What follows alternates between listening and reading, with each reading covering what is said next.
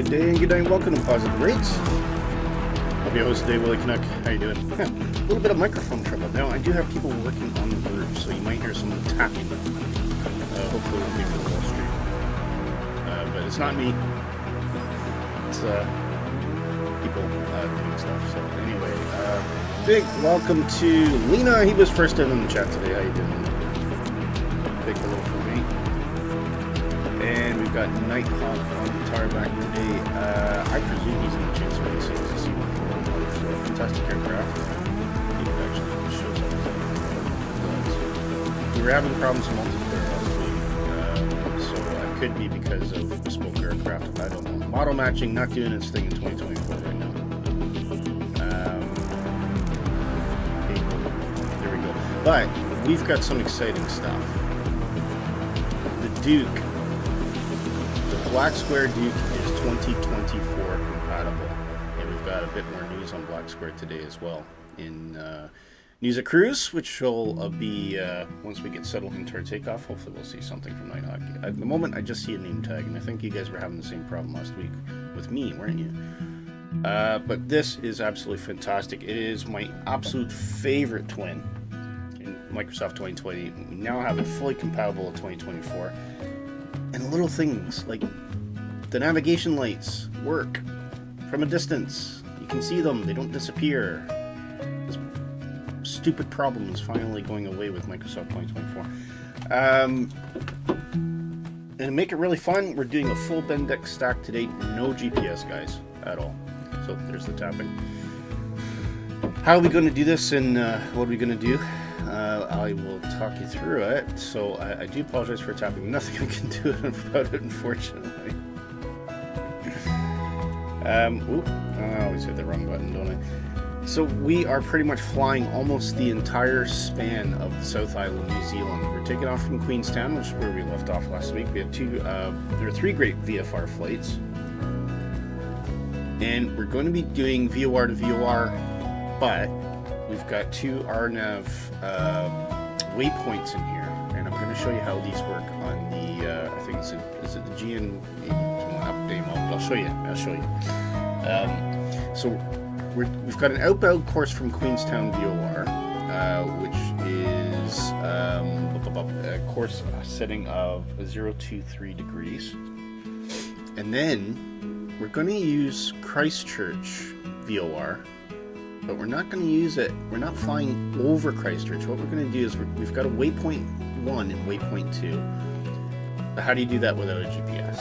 I'll tell you. So that waypoint, if I measure that on this map, and you could do this on kind of paper charts as well if you had the right tools. And it's all rough approximation, but it doesn't have to be perfect.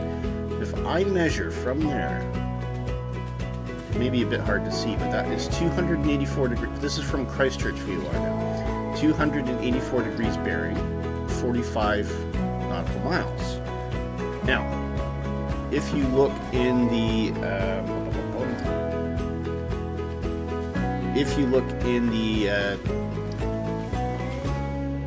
eggs we've got set up today, you'll see I've got that RNAV point. So we tuned VOR for Christchurch, which is 11530. But we're saying we want to plot a point that is 284 magnetic from Christchurch at 45 miles away.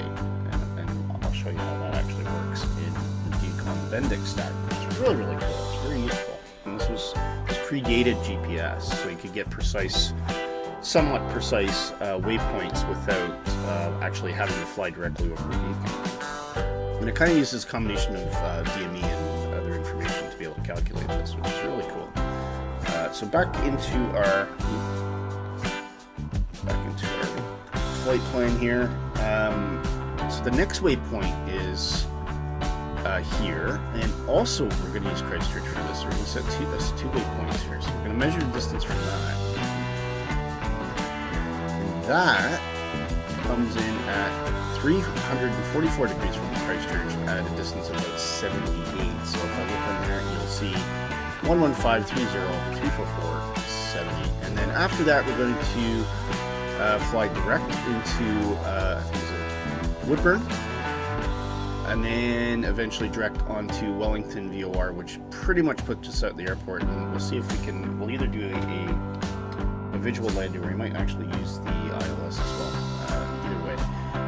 So yeah, it's gonna be fun. No GPS along the way, so we're just using deadheading.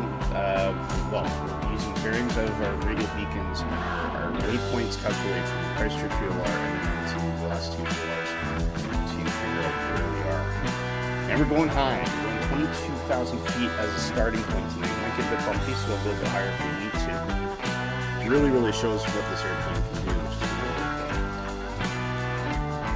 Anyway. Just going to bring that music down a bit, bring the sim noises up. And we'll get things going. I got external power cooked in at the moment, so I'm going to, I'm actually going to just turn that right off. And that's going to put us in the dark, that's fine. So we will start battery master. And we'll get engine 1 going before we push out here. Or engine 2. So we're going to put ignition on. Wing pumps on, and we'll go starter. You know, very similar to the Starship. We wait for NG to max out.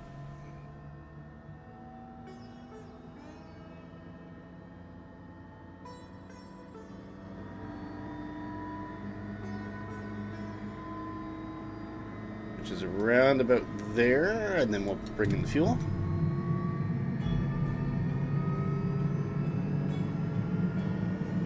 Starter can come off, and you see how the lights dim, and once you take off the starter, which uses a lot of power, it brightens up again. It's really cool.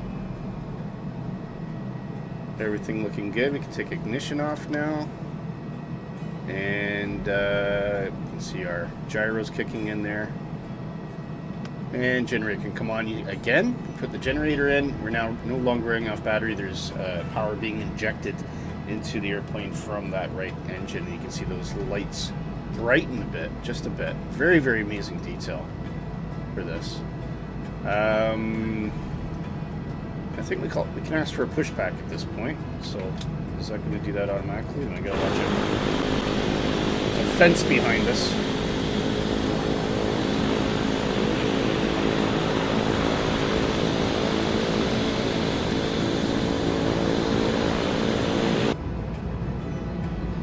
Stop it there. Put on the brakes.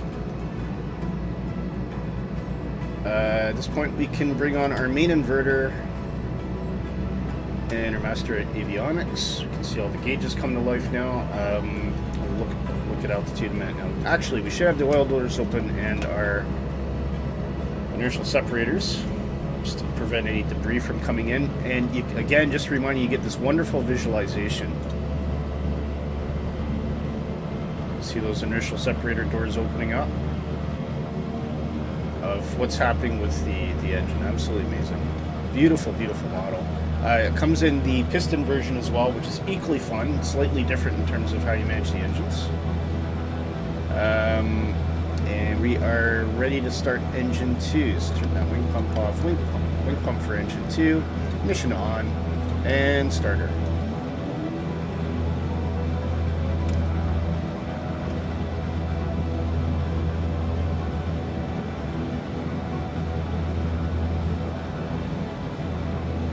Detail on this is phenomenal. And I think there's been a few subtle upgrades as well. Is my voice? Oh, my voice is quieter. Music is still quieter than the music. Hopefully not. Okay, that is max. Now ship that up.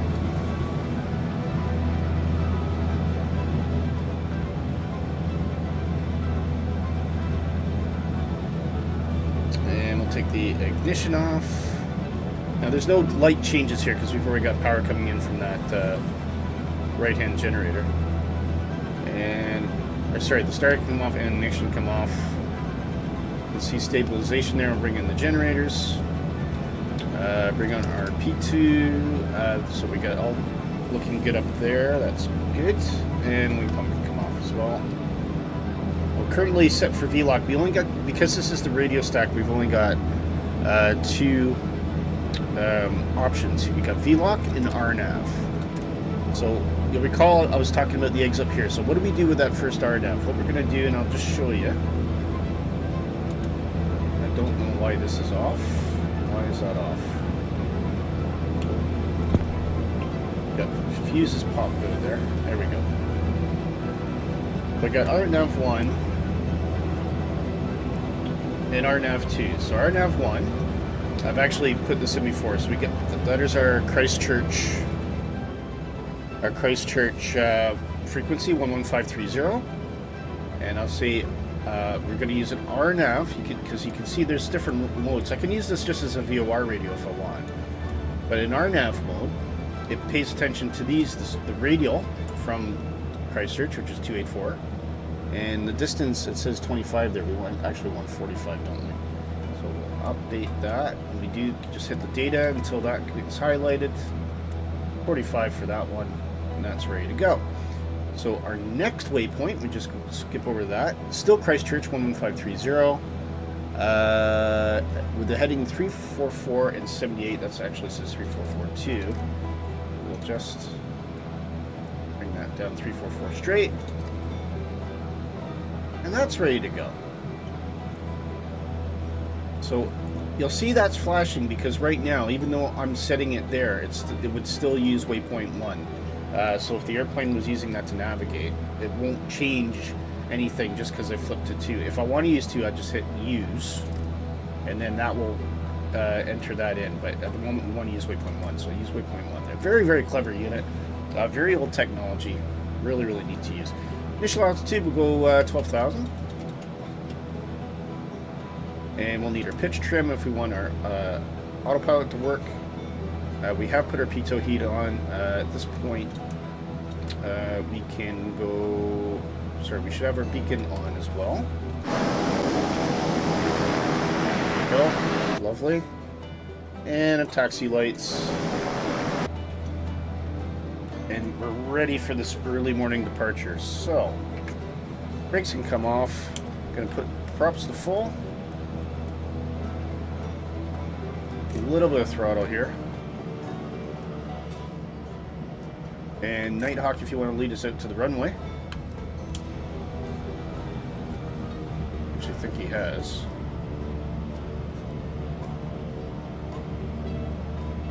Unfortunately, I can't see Nighthawk's model, which is frustrating. So I'll have to dig into that. I don't know if anybody else has had this problem with model matching at the moment. Oh, looks like Nighthawk's not moved at all. Right, so where are we going here?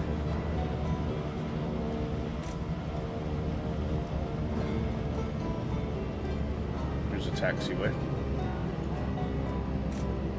Oh, get away from me, fuel truck. Beautiful scenery around Queenstown, isn't it? Okay, we will want flaps set here, so we'll get those put in.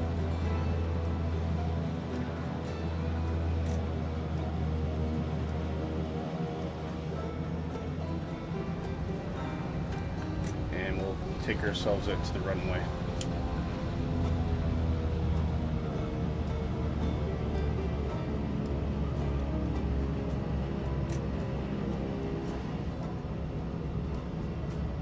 But it is in Queenstown, looking amazing today. Absolutely stunning.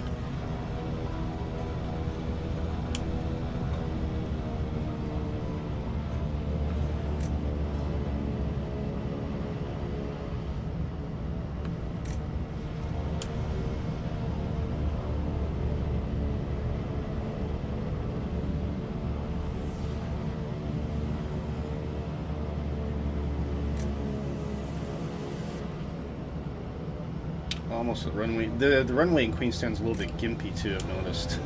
It's got some weird bumps and dumps in it.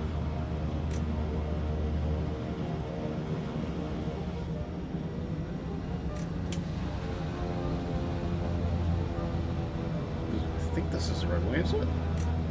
Must be. Hope we go over the B bump.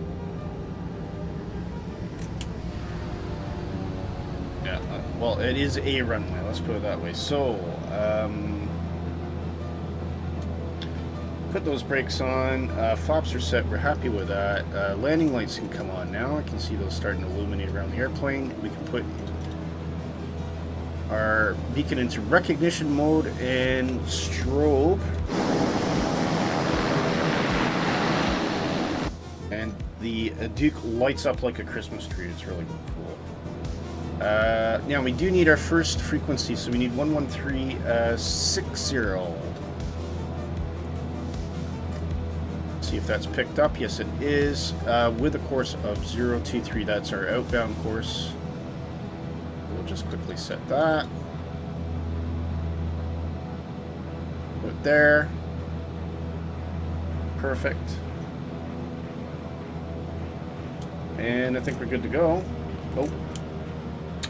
Put our cabin. Let's bring that pressurization in a bit there, and we're going to double check. We want 22,000.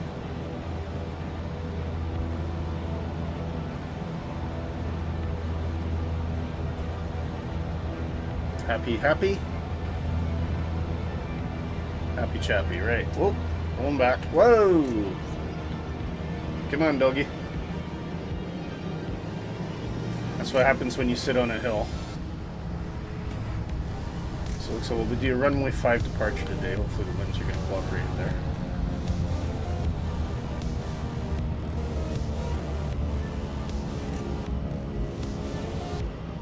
You're invisible on my screen too? Okay. Yeah, what a shame. It's, I think it must be the third-party model matching it's just struggling with. It was never that great in 2020 either, was it? But I mean, I'd rather have something than nothing. And it was working before because I would see you as a twin. Which is really frustrating, but what are you going to do? Might check some settings when we get up in the air, I don't know. Okay. Since we can't see Nighthawk take off, we'll just get going here. Deal on the brakes. We're going to bring this up to just under 2,000 on the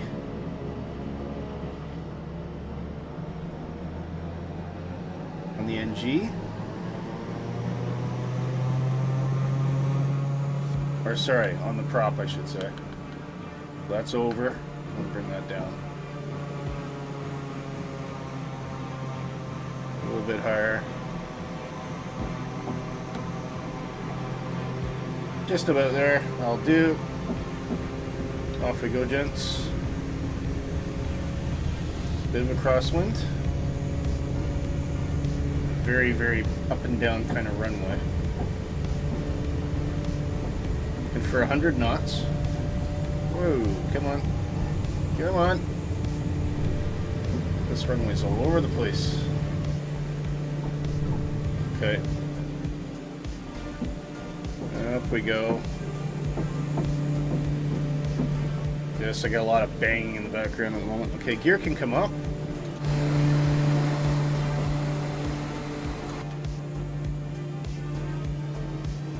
And we got some rocking and rolling here.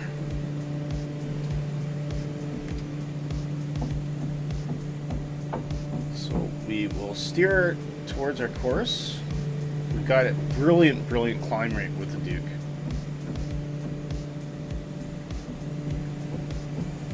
And we'll just try and get everything nice and settled in before you kick in that autopilot. There's our heading bug, so we'll just, that's probably a good angle to go on. And just get it nice. Still running a bit slow here. Alright, flaps can come up as well.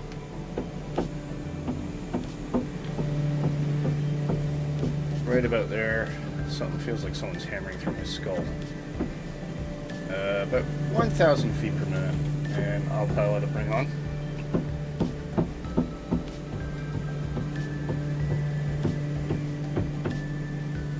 Oh, they're really going for it up there. might have to go on mute for a good chunk of this. Always on a Saturday too. That just annoys the hell out of me. Okay, there's 1,000. Maybe that's a little bit ambitious, so we'll bring that up just a bit.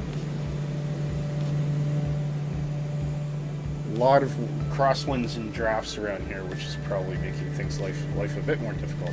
So, because we're on an outbound VOR course, which is tuned in, which is pointing a very strange direction. Oh, right, because the VOR is now coming behind us. So we want to wait for that needle to stop floating before we attack the outbound course. We are actually going over the VOR. So the VOR will be down here somewhere. But once that settles on the outbound... Okay, we are close to stall here, so let's just bring the pitch down a little bit.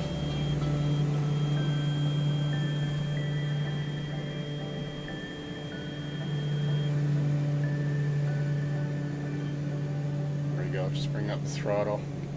I think we got to settle into a nice climb thrust here. That should be okay. That should be all right. Yeah. Okay.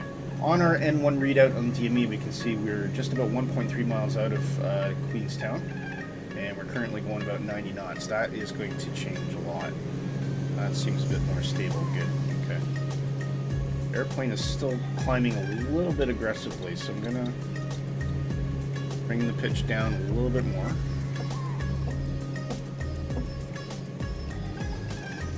We really want to be going about 140 knots on the climb, so that's what we're kind of aiming for.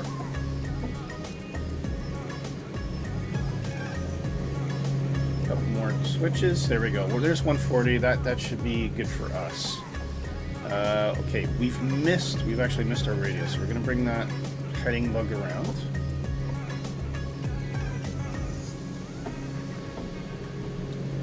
And we'll arm the nav.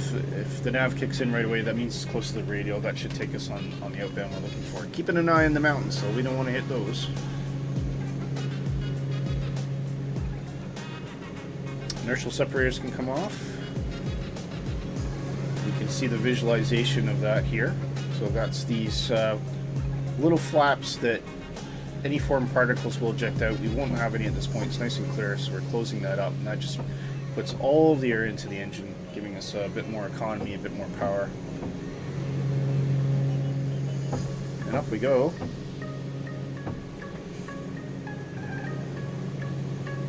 Hope you're enjoying the banging. So annoying.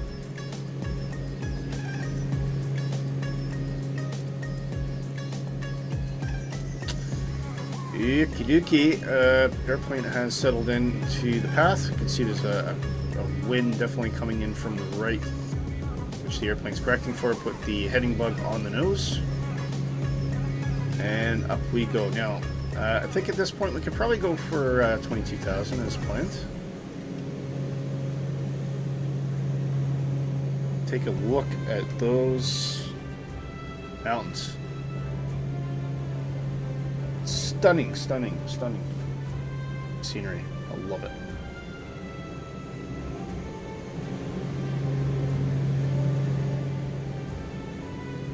Oh, we do have another really cool thing here. Weather radar.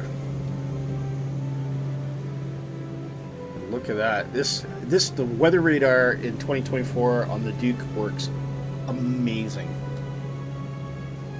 Absolutely perfect. It is so cool.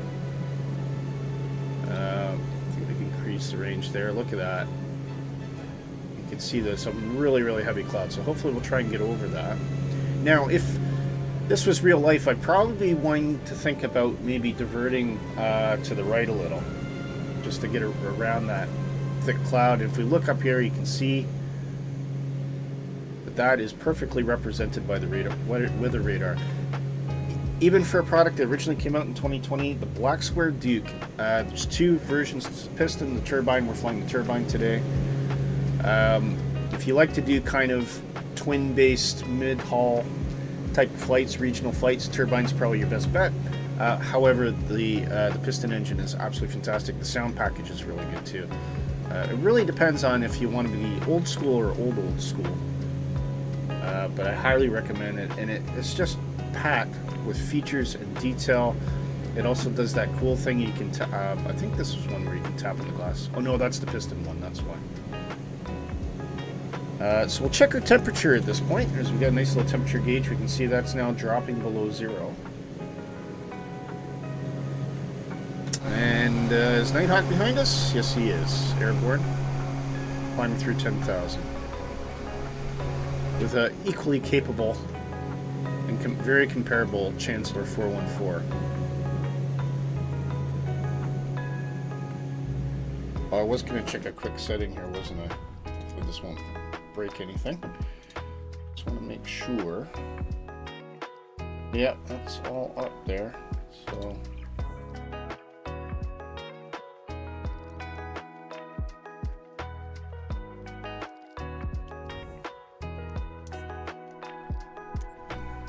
will that make a difference? Probably not. Might have to look in to see if there's some model matching workarounds for 2024. And of course we live in hope that this will eventually just get fixed, but who knows. Okay, we can take off our recognition lights at this point, so we'll just go to beacon, taxi, and all that can come offline. Well above 10,000 feet now. Checking the cabin pressure, you can see it's registering 15,000 feet. We can see that climbing at about just under 1,000 feet per minute. Temperature wise, we're very, very toasty here. 25 degrees, probably a bit more than we need. So I'll just probably tuck those in a little bit.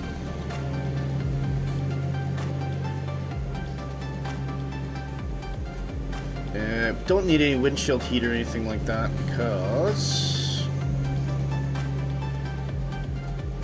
we're not really flying through any cloud right now. Now, if I look at the tilt, this is currently level. If I turn that up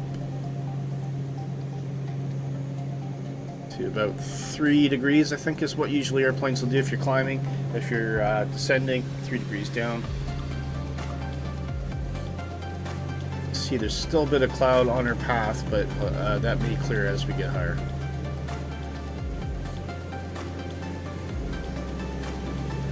So, looking at our map,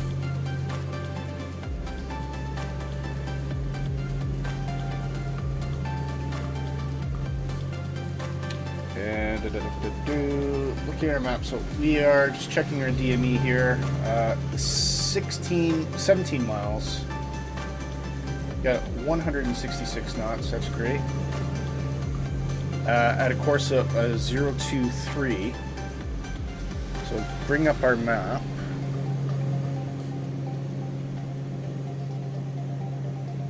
Just a couple secs here. Where does that mean we are? Well, we'll measure from the Queenstown VOR. We're looking for 023 at, what do we say, 16 degrees? Oh, it's kind of probably about there.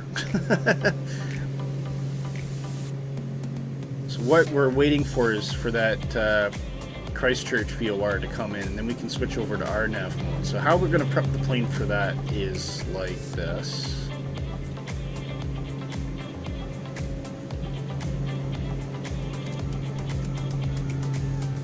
We'll flip that over to RNAV. Now, as we can see, we get no information coming out of Christchurch right now. That means it is not in range.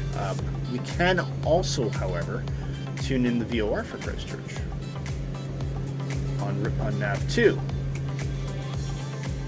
just in case we want to continue monitoring the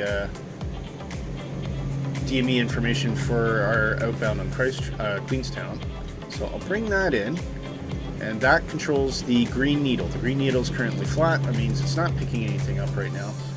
So I'll put this back here, and if we see that flip, we can then switch this over to RNAV. If we see information coming up there, that means the Christchurch is tunable, and we can begin to use our RNAV waypoints.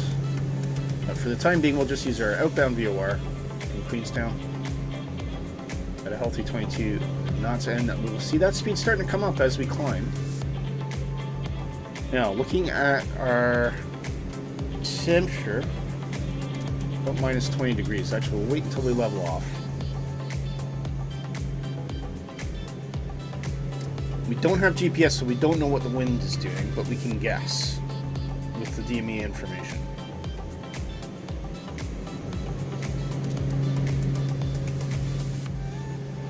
It looks like we're just going to skirt off to the right side of that weather, which is very dense.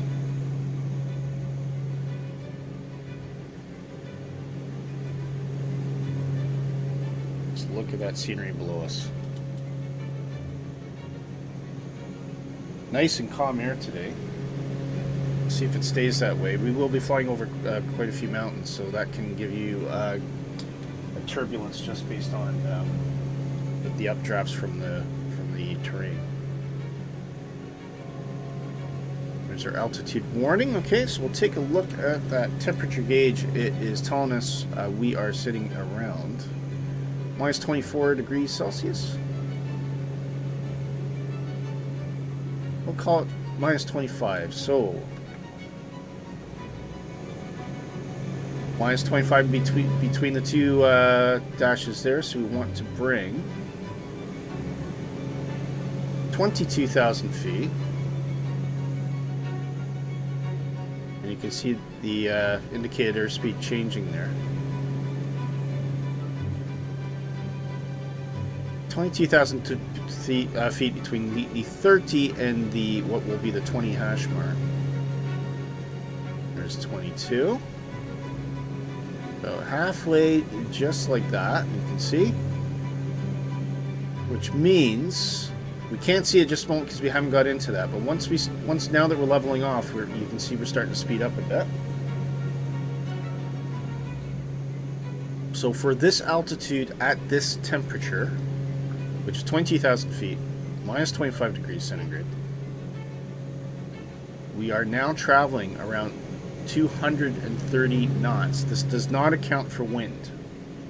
So if we go to our telemetry, you can see here, that says about 223. So I would expect that we have just a slight amount of headwind that's knocking us back a bit. But you can see that's climbing. 240 knots indicated now. 230 on the DME. So again, yeah, probably about a 10 knot headwind. How high are we going? 22,000. 22,000 for the moment.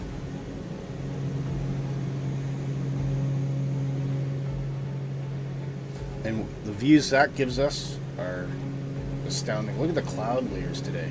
Beautiful. That sun's rising as well. There's Nighthawk off to the right.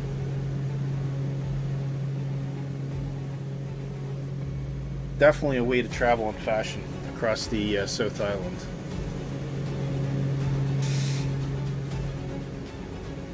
Okay, we're not in range of the Christchurch VOR yet, so I'm going to take a quick break. I'll be right back. We'll do news at cruise, and for the time being, I'll leave you some amazing views at the front of the Black Square Duke Turbine. Absolutely fantastic. Now upgraded for 2024. Be right back.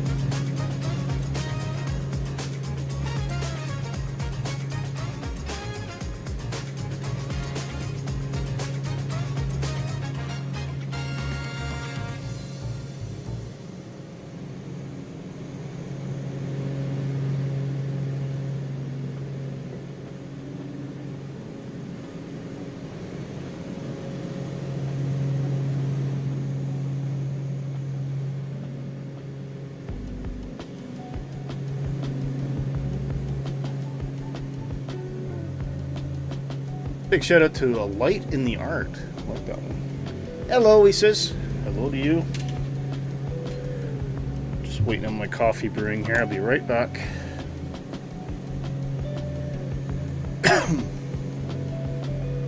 But we can give you an official hello. Just outfire, take it away. Hello!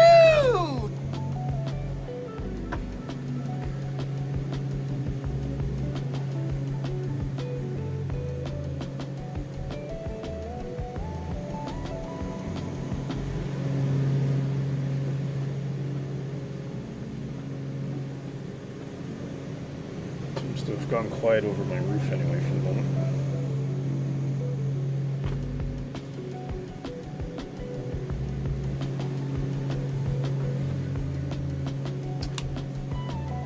Music cruise shortly, guys.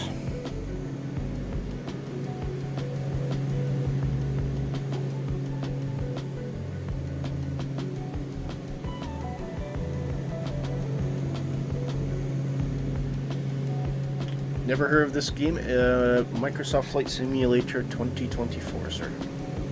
Yeah, it does look pretty spectacular.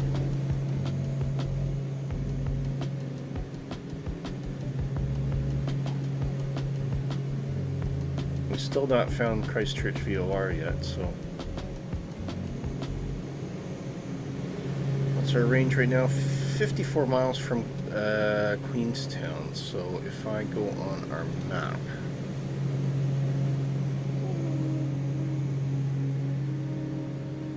54 miles from Queenstown on a course of 023.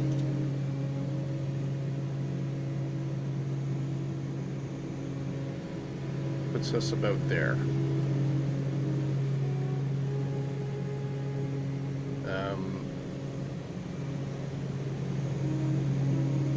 Where's our waypoint is considerably further than that, yeah, so we're not going to be tuning in Christchurch anytime at the moment.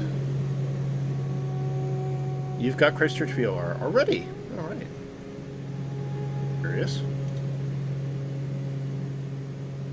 Just switch this over to RNAV. No, I'm not. Definitely not picking up Christchurch yet.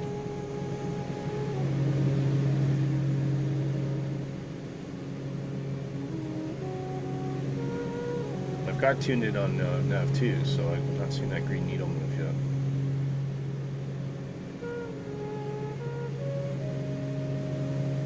Has reverted to heading mode, strangely.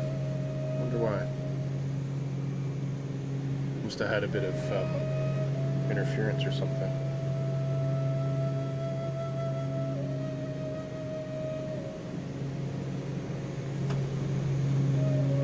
Alright, let's make the best use of time. So I will... It's a nice view maybe on the other side. And we'll get this news going, guys. How's that?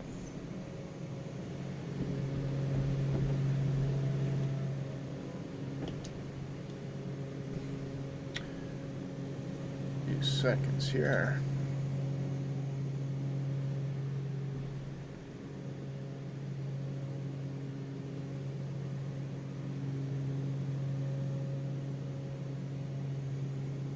Okay, guys, let's do the news.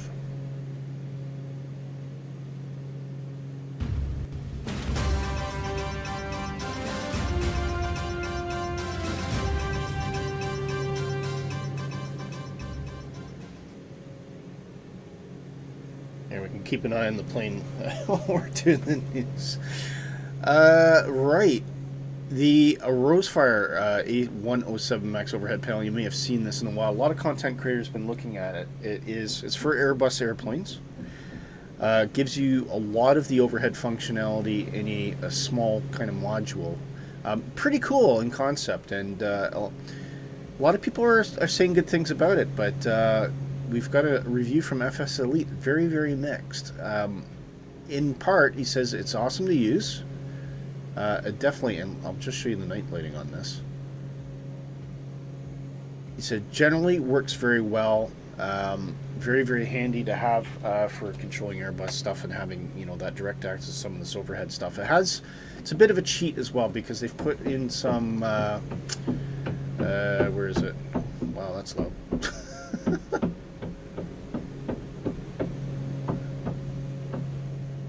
Just banging. I think they wait until I start talking, then they hit harder.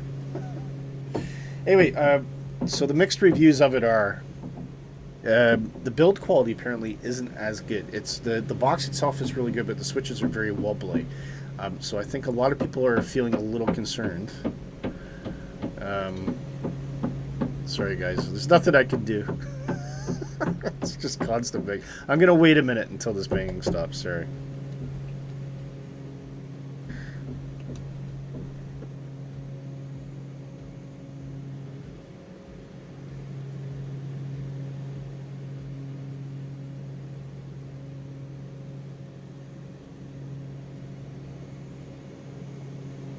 I'm just gonna have to talk through it. So, for $350 US, I mean, it's relatively inexpensive, but I guess you have to measure it against how long is this product actually going to last in use, and I think that's probably the concern people are raising. It's a shame, because it does look very, very cool. Why do you work on Saturdays? Speaking of hardware, the Winwing, which does have a great reputation at the moment, has put out a Boeing-style EFIS. This looks like something right out of a Max, doesn't it? It looks absolutely slick as anything. And if you're into the 737, I mean, I think this is just an absolute must-have if you can afford it. Really, really handy. Gives you both sides of the navigation control functionality as well, which is really cool. So you're changing your barrel range and planning modes on your maps, etc. It just looks amazing, and it's all kind of push plug in and go kind of stuff. Yeah, you do get modules for this. We'll give a shout out to my good friend Shane Oz Flight Simmer. He has another business that does 3D printed modules for all these things. So if you're looking for a stand and maybe you want something a bit different or a bit better or other options, it's well worth checking out his channel. I think there's links on there for his company. But I mean, you cannot argue with the price for this. I mean, so for a single unit, I mean, okay, maybe some people think this is expensive. I don't think it is really. You know, coming around the $96 US mark is not bad at all. Now that's actually more expensive in the States than it is globally. Globally, you're looking at about $87, and this is because of the tariffs in the States. So people are paying an additional amount of money if you're United States. So it's cheaper for us, although the United Kingdom seems a bit pricey considering. So that's talking about 84 euros for European Union, which is not bad at all, or 130 Canadian if you happen to be there. Definitely worth a look. Winwing has got a lot of really good press lately, and they just keep putting out some awesome products. Cheyenne Design has released a Wildfires DLC. Now, this does not, from what I can tell, model real wildfires in the world, but what it does allow you to do is spawn up forest fires, I presume wherever you would like, outside of the career mode. You don't have to be in the career mode, so I presume you can then use some of the add-ons or the inbuilt CL415 to do water bombing and things like that. And this frees you of having to be restricted to the career mode missions. I don't use career mode myself, so I love the fact that you can get tornadoes in Microsoft Flight Simulator. I love the fact that you can get wildfires in Microsoft Flight Simulator. Am I going to progress through the career mode to be able to see that? No, I do not have any interest in career mode. So this is great to see companies like this one start to come out with add-ons that allow you to take advantage of some of this great functionality in Microsoft 2024 without having to be constrained by going through the career mode and actually doing fixed missions, because where's the fun in that? I mean, I want to fight fires where I live, where I know there's fight fires, or you know, where I think it's challenging, that kind of thing. So yeah, definitely worth a look if you're into being a sturdy pilot looking to put out fires from the air. Inabuilds has brought out Cape Town International Airport. If you're a big flyer around South Africa, or you just want another great international destination, this might be one for you. The detailing, as typical for Inabuilds, Inabuilds have a fantastic reputation for flight simulator scenery. And they also have this cable car, which is really, really cool. I would love to see this. I think this would be really remarkable to see from a helicopter or something like that. The detailing is just amazing. Really, really neat. So, yeah, go check that out. That is Inabuilds Cape Town. And then we got SLH Sim Designs has released scenery for St. Bart's. We have done this on the stream before. St. Bart's is one of the most challenging airports to land at. It's a regional for small planes.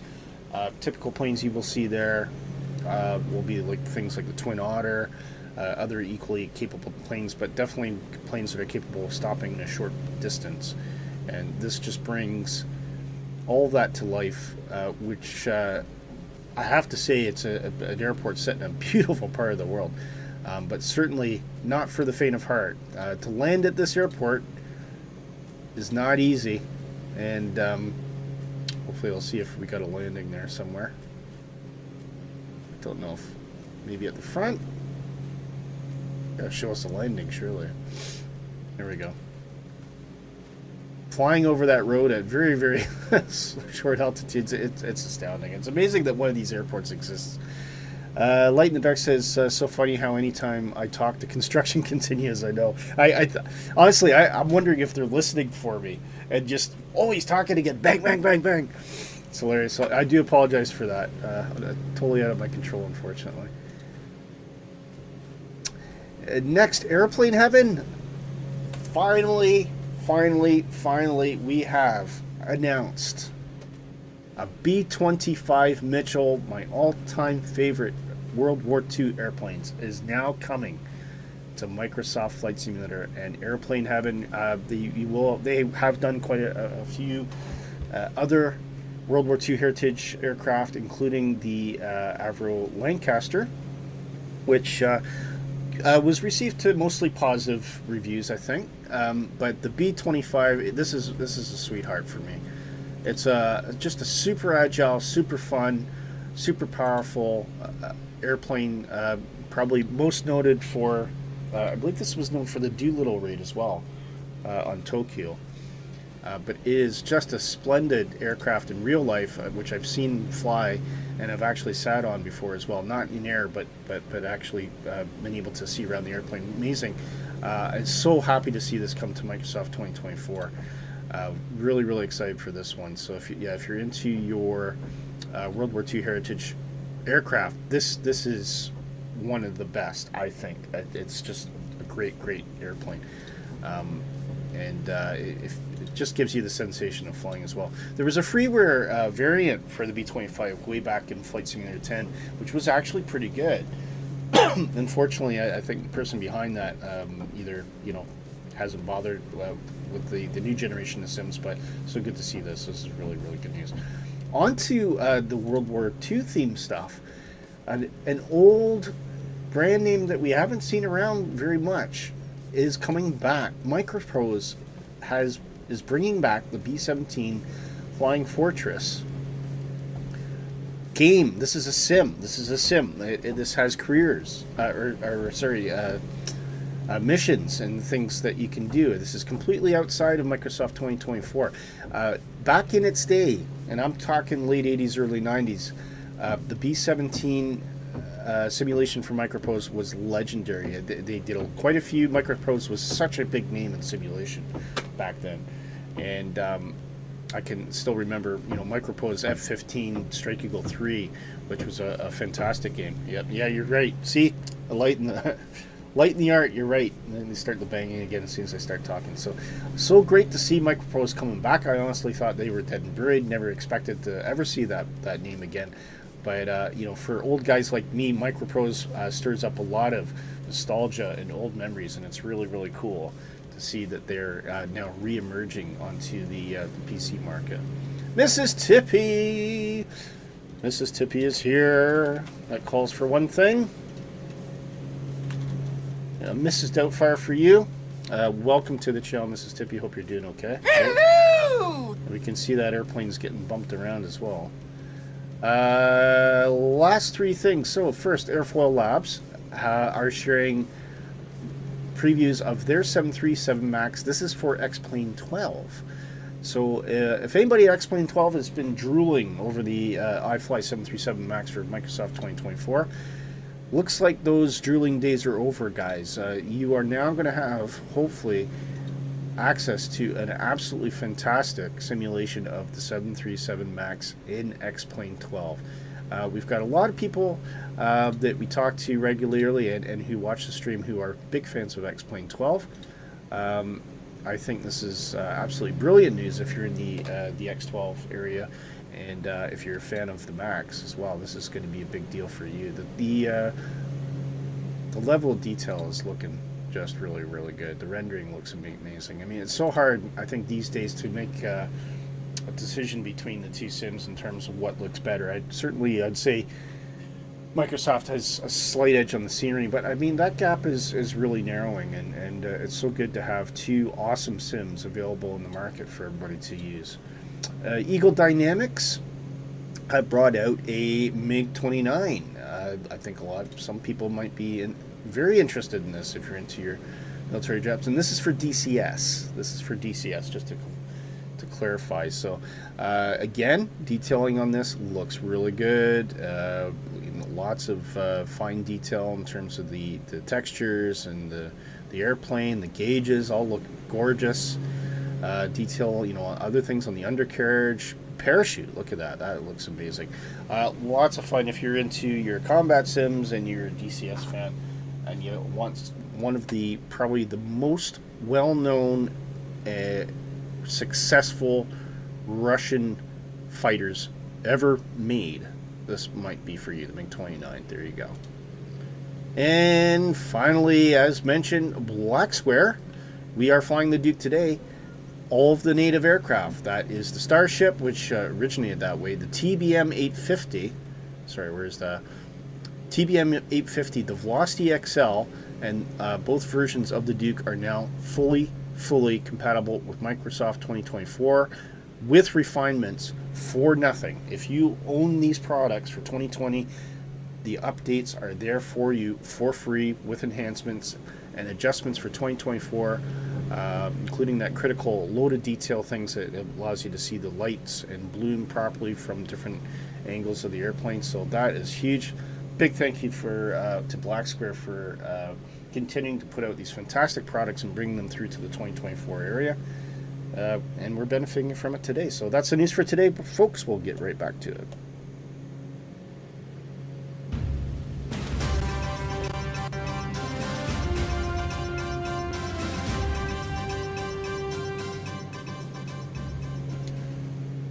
Oh, we're weaving and bumping all over the place here.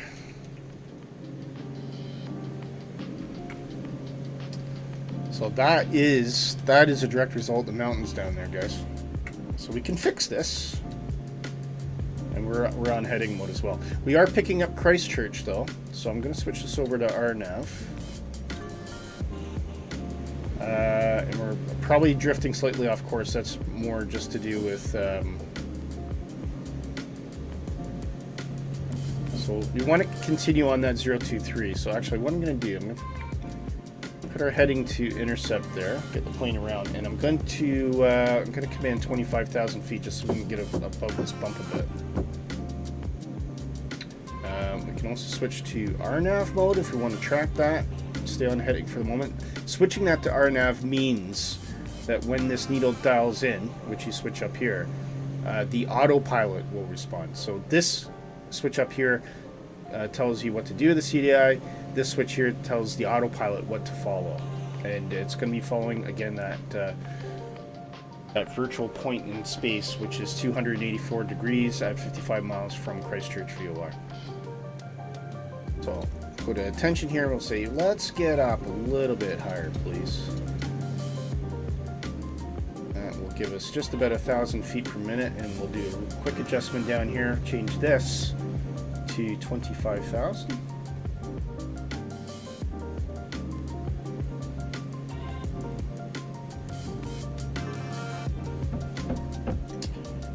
Checking the temperature. Temperature is fine, 24. Don't need to really change anything with the valves on the pressurization, so that's fine. But yeah, you can just see we're getting regular jolts from that mountain air turbulence. What's up, Andy? Andy, how are you? Big hello. Mrs. Doubtfire for you. Hello, sir. Hope you're doing all right. Hello! Yeah, we're definitely getting shaken around here. Oop. And that's the reason. Those high mountains, winds coming over those mountains, creating all sorts of updrafts and downdrafts, and that creates air stability above you. You will see this even if you're in an airplane, commercial airliner at 35,000 feet or more. If you're going over a mountain range, you'll experience this. It causes all sorts of disruption. There's nothing really you can do about it. You can try it and climb higher to see if it helps.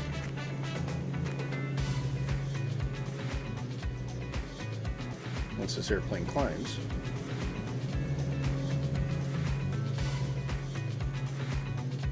And it may soften the blow, but there's no guarantees. So we'll go up to 25,000. Will help, maybe.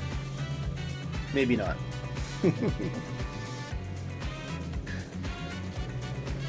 Right, I'll kick in nav here because I want the airplane to start flying that radial, which it's going to do its best to do. Now, if I switch this over to RNAV, you can see that we are 31 miles away, not from Christchurch VOR, but from the virtual waypoint. Christchurch VOR, however, is tuned into nav2, and that's actually off directly to the right of us. And if I want to see where that is, so we're 65 miles from Christchurch VOR,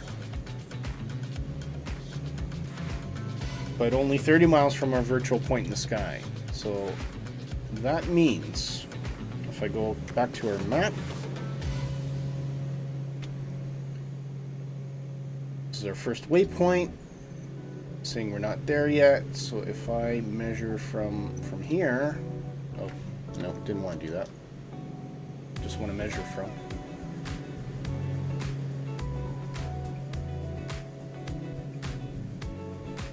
We're probably about there. Probably about there. Roughly. Once we get up to that first waypoint, we'll then switch over to waypoint 2, which is also calculated on a bearing from Christchurch. And then we'll have our Woodburn VOR sitting handy, which is 11560. So let's get that plugged into the airplane. 115. This is on our nav2 radio. So I'll put that in. Does the green arrow come to life at the moment? No. I do want to keep track of Christchurch, so I'm going to put that frequency up here, which is our 11530. Also, what we're tuned on the RNAV unit. Oh, 115, no, 11530. This plane's moving around a lot. 30, 115. There we go. There, I can see that needle sprung to life. Once the green needle springs to life too, that means we'll be picking up Woodburn. Now, currently about 24 miles out, at a closing at 230, 240 knots on our first waypoint. So we will be wanting to go to waypoint 2 soon. So as you can see, it's flashing because I haven't clicked use, so it's still tracking the first waypoint. That is still looking at the first one. Once that gets about to, let's say, 5 miles away, I'll switch to the RNAV waypoint on there, and we should see that change. Always make sure you go to heading mode first, though. So we want to put Snoopy in the doghouse, which means we just get that heading bug right on the nose.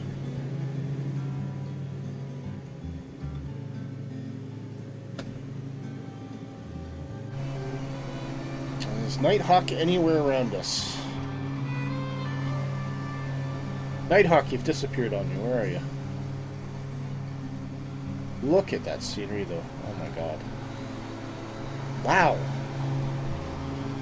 I'll tell you, 2020 never looked like this. Just the way the sun's coming in from the east as well. It's just absolutely stunning. Oh, wow.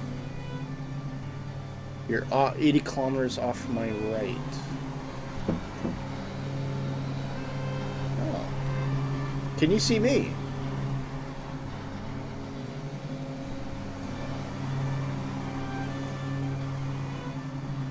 Wow, look at that. Screenshot.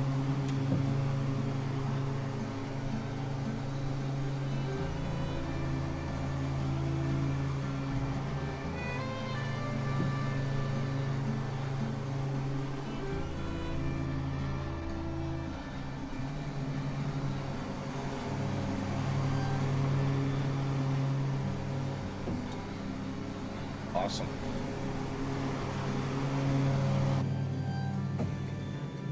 Well, we're at 25,000 feet. Has that made a difference? Not really. Just gonna have to fly through it, unfortunately. You can see my tag. Okay. Well, I can't.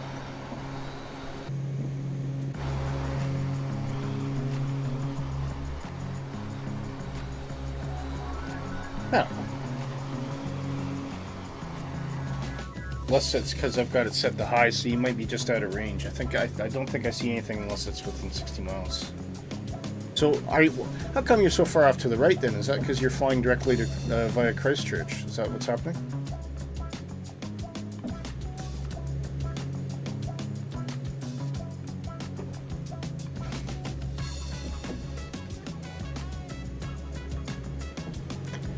Right. First things first, we'll get this weather radar tilted down. Just let's see a little bit up there. Probably not a lot to worry about. It just means as we're descending that's going to be pointing more or less in our direction of travel. What's the estimated flight time for today? That is a very good question, Andy. I might need some help from Fly Life Studios for that. I think Nighthawk had a rough calculation, but I'll tell you what I'll do. I'll get Fly Life Studios up here.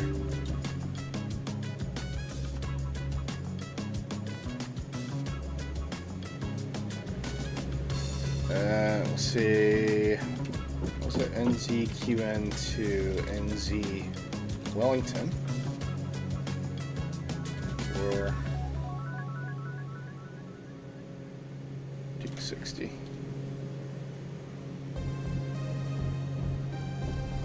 Let's see what. Do you like this team?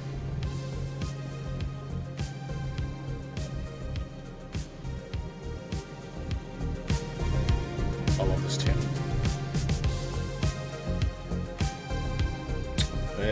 Overlays. Overlay events.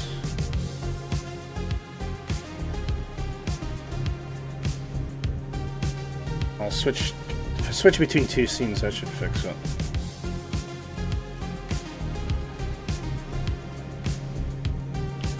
Go to showcase first, and then back to. Oh, didn't do it. Oh, it's not coming up. Okay. Oh no, because I haven't loaded the overlay.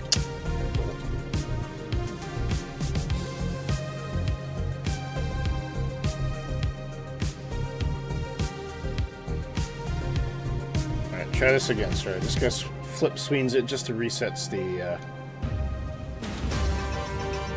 Wrong one. There we go.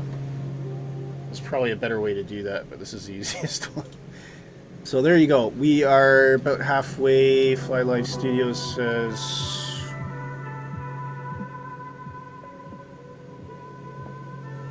Oh, we don't get mind you, don't get estimates on this part, do we? Well, we're 173 miles away, so yeah, that didn't really help, did it?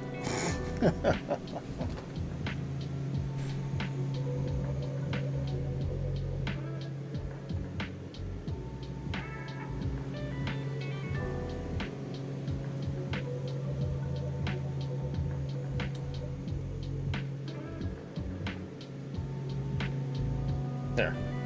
That gives us best of both worlds. You think you're more behind me now? Okay. It's because I'm taking a shortcut, not pretty much flying straight. So, don't see Woodburn yet, though. Oh, but we should be using.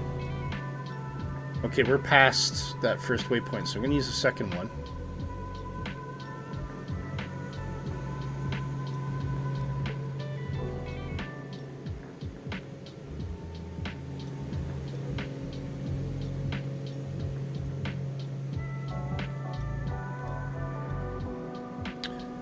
Is the flight plan in Discord? Not a. Do you need a download of the flight plan?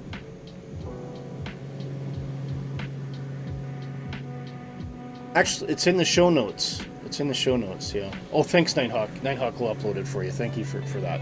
Appreciate it.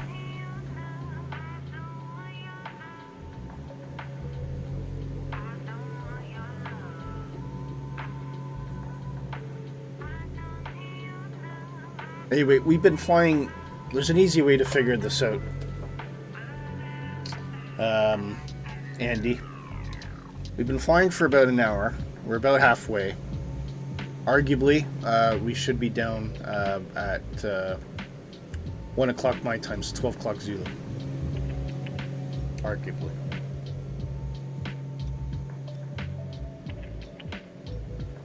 Oh, thanks for that, Nighthawk. Thank you very much. That's a big difference with having a PC for the sim now, Mississippi, isn't it? You get to take advantage of all these things like flight plans. Makes a big difference. I like the idea of flying on Xbox, but I don't think I could go from PC to Xbox. Not if it was my only option. If I could sit on the couch and just kind of troll around, I might be alright with it.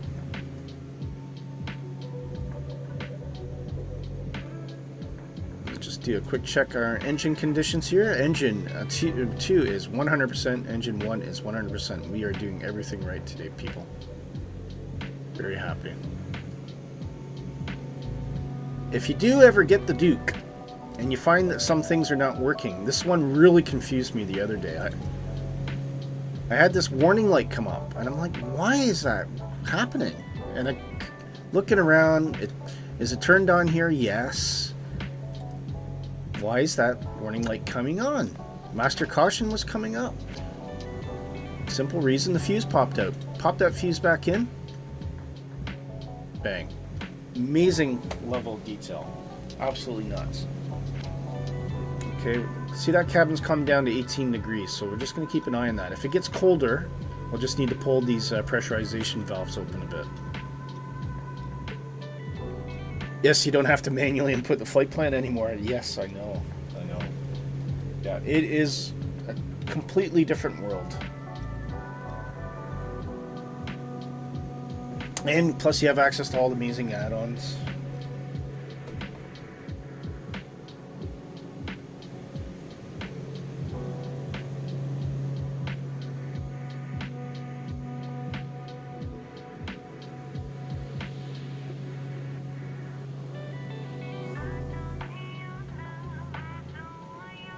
Sorry, just reading a message from Auto FPS.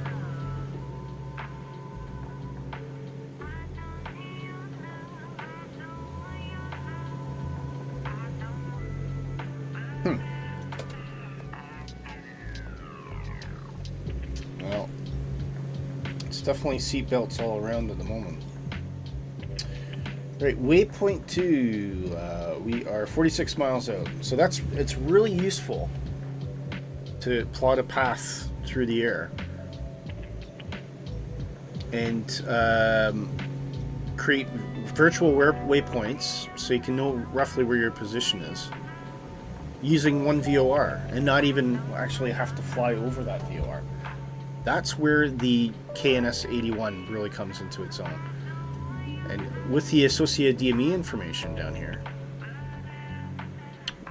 if we're 43 miles away from our next waypoint, it gives us our speed as well, which is a true air speed.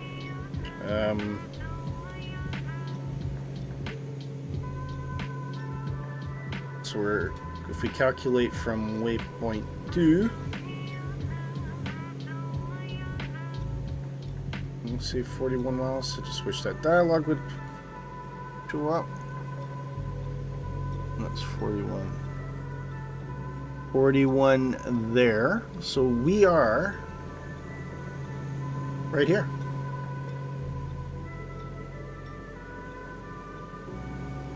And I don't have a GPS. I don't know. Now I can add the airplane. Let's see if I'm right. So I'm saying probably less than that. Let's see about here, right?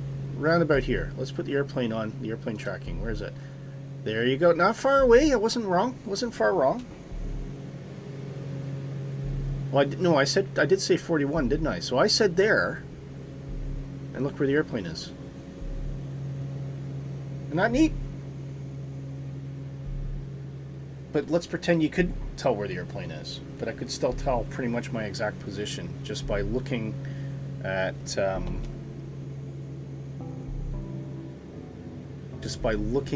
that and calculating back from my waypoint that I plotted on my map. And you can do this on paper. But this is 1970s, 1960s, 1970s RNAV technology. I think it was back in the 70s anyway. Using only radio beacons. That's it. Very clever. Little nav map can show your actual flight path and track. Yes, it can, yeah. So I think I just demonstrated that. There's a 40-knot crosswind, yes. It's definitely windy up here for sure. Now, just going back to little nav map for a sec. So, just a reminder, what we're waiting for is we want to get in range of Woodbine here. We're waiting for that to kick in. So we'll continue flying towards our nav point, but we have to bear in mind eventually we are going to go out of range of Christchurch, and that's quite far away because I think we said, what is it, 78 nautical miles. So that is on the outer boundary of the VOR range. So what we do is we just make sure our heading is set to the nose. So go back here.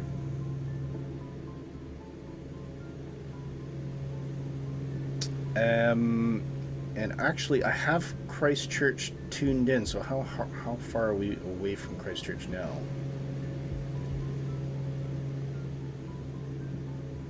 We're up 60 miles away from Christchurch. We're probably all right, but we are getting to the outer limits of the VOR range. I'm just waiting for that green needle to flip, which is Woodbine. I've got that 11560 frequency tuned in for Woodbine. Once that green needle pops in, and we can also put that in back up here actually. We can flip that over to NAV1 and track it. And we'll just have to remember, we got to switch this back to NAV1, which changes this.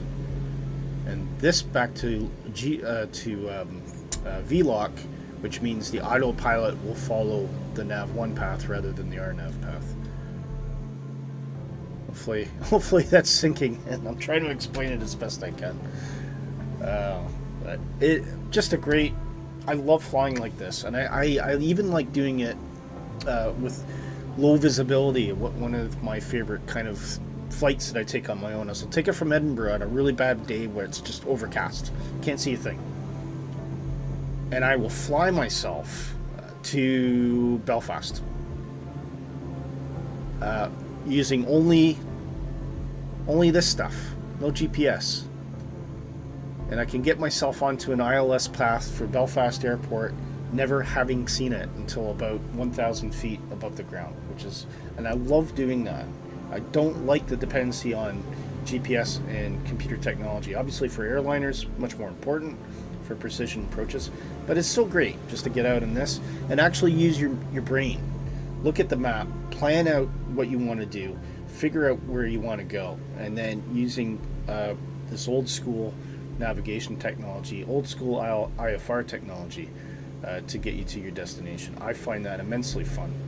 It's better than doing Sudoku, let me put it that way. I can't stand that crap. Or maybe that was a bit harsh on Sudoku. Stuff that gets your brain going, though. I really like that.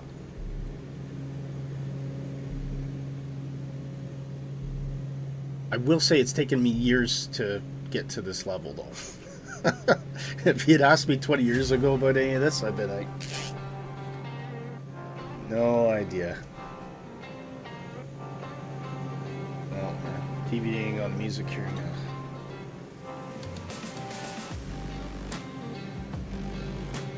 Go stick campfire. Let's keep it a bit calm. I'm gonna go for a quick pee break. Being honest, if you guys can just watch for that Christchurch needle to pop up for me. Wonder if you can see it from the outside. Yeah, there it is over here. Just watch for that green needle to pop up. I'll let you enjoy the scenery. Oh, it just did. Look, just as I was saying that. Just as I was saying that, it's come in. So we'll switch to N2. 79 miles away, just on the threshold of that 80-mile range. Okay, so what can we do now? Well, first, get heading on the nose. Go to heading mode. You're going to bring that NAV1 frequency in for Woodbine. We're going to switch this over to NAV1, which gives us the track here. And we're going to switch RNAV to VLOC, which tells the autopilot to use nav mode on the NAV1 radio as opposed to the KNS81 unit. And when we hit our magic button,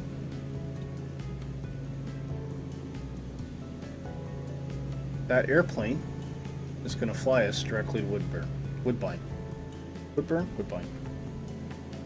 think. There it goes, just making some slight adjustment to the radio path there.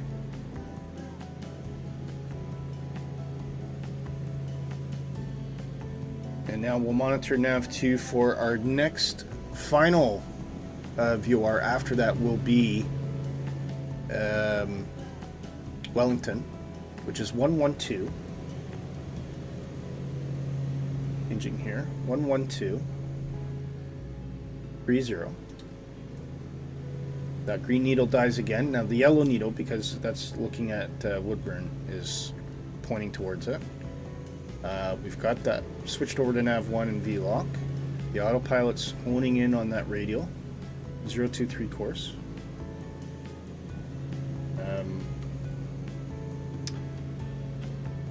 Actually, was it a 2-3 course we wanted? Actually, it wasn't a 2-3 course we wanted. It was a 2-7 course. So it's actually flying to try and intercept. So we actually wanted that course needle there.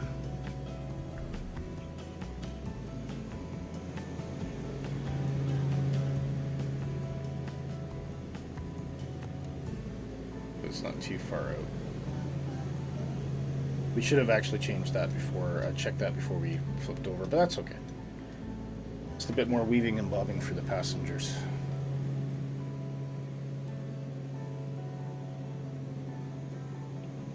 See, that trim wheel is definitely going to work out today.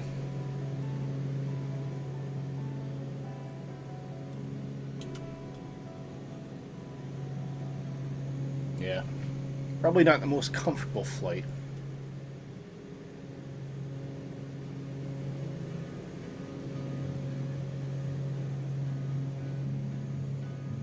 Well, we got plenty of sick bags in the back. That's all right.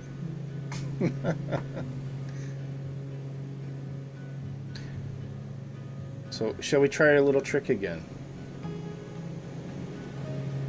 NAV1. 65 miles away.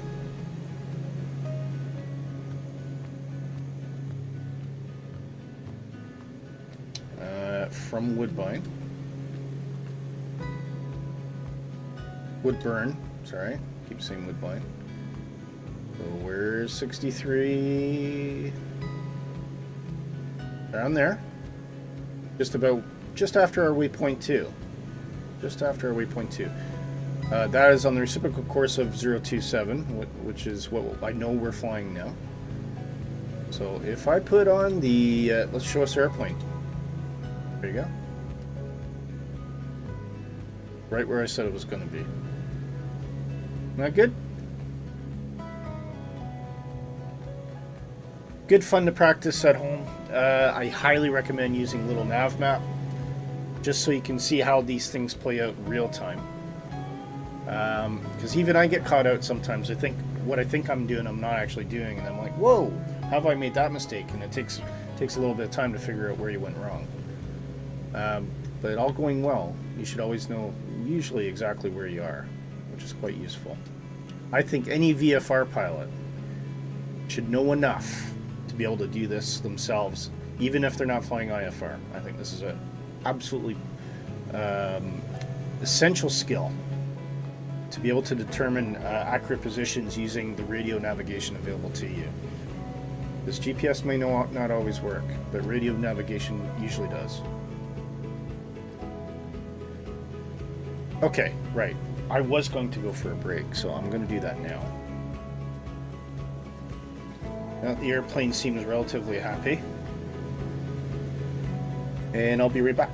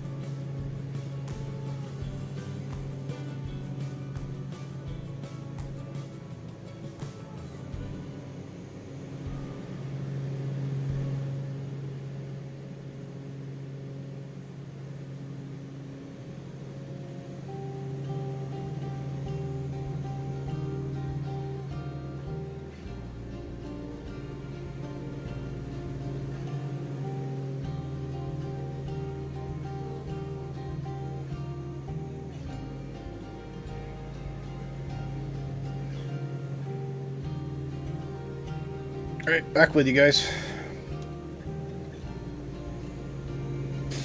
Itchy nose today, sorry. Probably don't want to watch an entire stream of me picking my nose.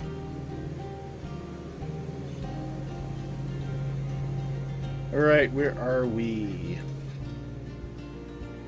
36 miles from Woodburn. We are now picking up Wellington as well. But we'll overfly Woodburn first. So we'll get Wellington into our backup on NAV1. Wellington, how far is Wellington? Wellington is 76 miles away. You can see Nighthawk at all. Oh, yeah, I can see Nighthawk now. I see Night. Coffee time. I do like a coffee.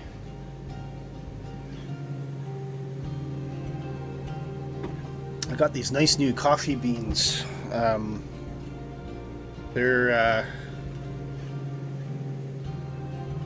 hazelnut mocha coffee beans, but they're actual beans. So we've got a coffee machine's got a grinder in it, and it just puts it straight into the pot. It's really nice, lovely. Coffee's getting really expensive. So just looking at those two needles, in case you haven't used one of these before. So the yellow needle is NAV1, the green needle is NAV2. So the yellow one is currently pointing towards Woodburn. Just tuned in at 11560. And the second needle is pointing towards Wellington, which is tuned in on 11230 on your NAV2. So, and going to the DME here, I can switch between NAV1. It says I'm 28 miles from Woodburn. If I go to my NAV2, I'm 70 miles away from Wellington. And looking at that, you can also see at the top of the screen here, remaining this. Now, this is independently calculated by Fly Live Studio. But that should be more or less the same as this. That's how you know it's working. So that's actually seeing Fly Live Studio actually just looks in the sim. It's not looking at any of this stuff. It's looking in the sim and saying you are this far away from Wellington. I know that because I've got a VOR at Wellington, which fair enough is just outside the airport, which tells me how far I am. Pretty cool. We're 24 miles away. Once we get within 5 miles, we'll switch over to Wellington. We want to start our descent about 50 miles out, maybe about 1,000 feet per minute. We'll see how that works out. That would put us, let's have 15 away, so that'll be, yeah, that's about where we want to be. Yeah. So maybe about 7 miles here, we'll switch over.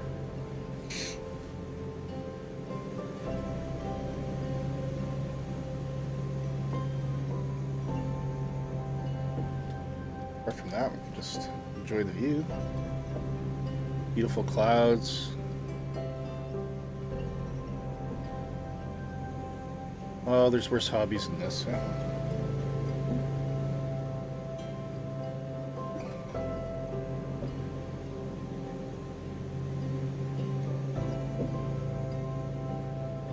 Don't forget, guys, do us a favor, hit that like for me.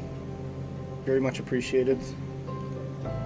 And if you're watching in the background, welcome. Or you're watching on Restream, please do hit the like for us, hit the subscribe button. Really appreciate it. And join our Discord.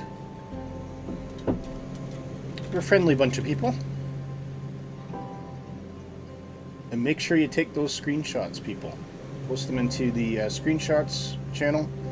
They will appear at the beginning of the stream. I update that usually every week or so. We've had some spectacular screenshots from our various community members.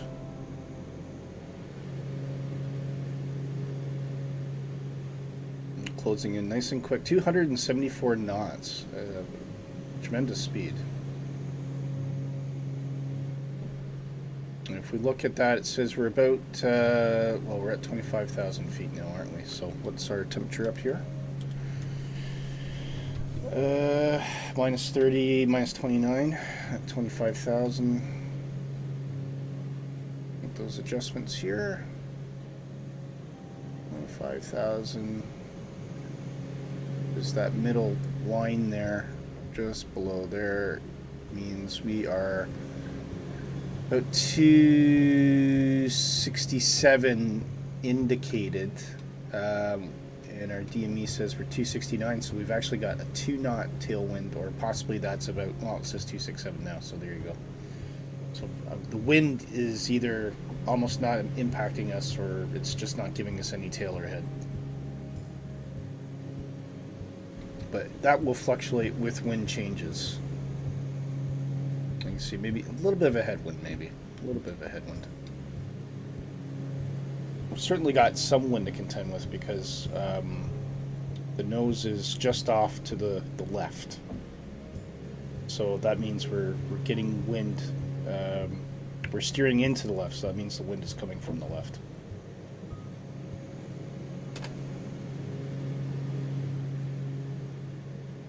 .1 miles, so we're going to think about switching over to Christchurch. I'm going to switch on heading mode now.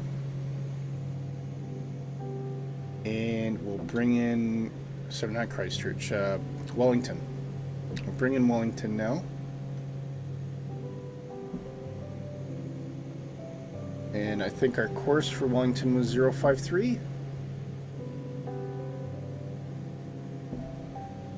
Which is about there, and that is more or less bang on where it says we are. We can switch over to nav.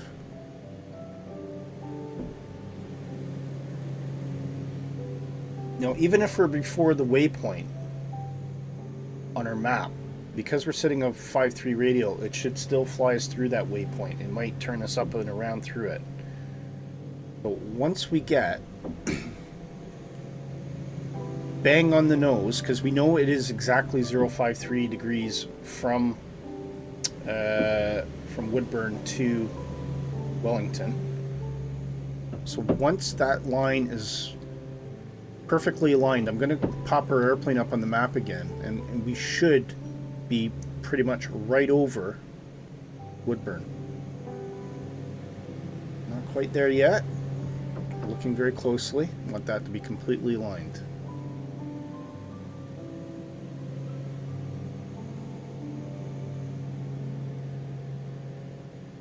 Right about there. So let's go to our map. There's Woodburn. Where's our airplane? Right over top of it. Right over top.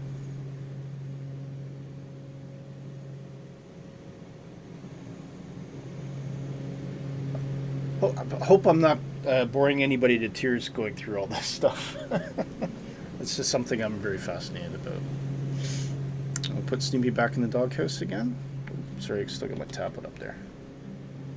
So put Snoopy back up in the doghouse. There we go. Just in case we have to revert back to heading mode for any reason. And we're 41 miles away, so let's get ourselves down. Oh, not that one. Let's get ourselves down to 4,000 feet. So we're going to switch into attitude mode. We're going to put a few clicks of down pitch, and we want to get to about 1,000 feet per minute or so. Maybe a bit aggressive.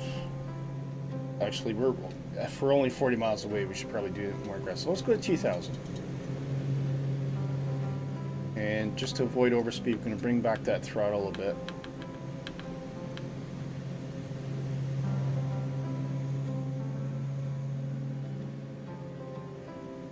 .180 descent is probably good. So bring up the throttle. I'm just bringing up the throttle. Little notches here. Just try and hold that 180. That should do. You don't see my name tag at all, only Nighthawk? Yeah, I don't know what's going on. Hello! Oh, hello! That can only mean one thing. It's Stu! He says, hello, Willy. Hello, Mississippi. Hello, Nighthawk. How are you, Stu? Glad to see you. And we'll begin our descent. We can see her over the water now. That'll be the North Island coming up. I do want to use the ILS, so what I'm going to do is I'm going to find the chart for Wellington.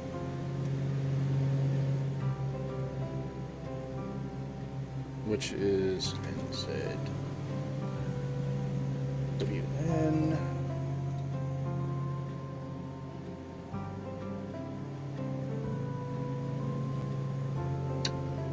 And runway 34 looks good to me. So let's find the ILS DME chart for that.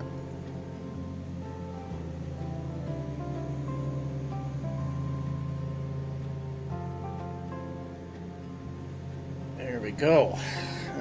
So one course of 340 dead on 109.9.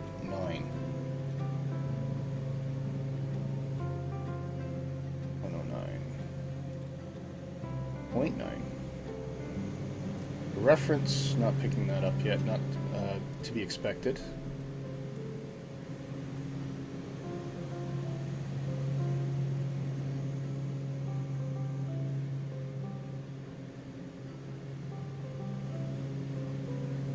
Get that in the backup frequency on nav2 as well. So 3.4, just for the reference, that's around here. No, it's not. It's way over here.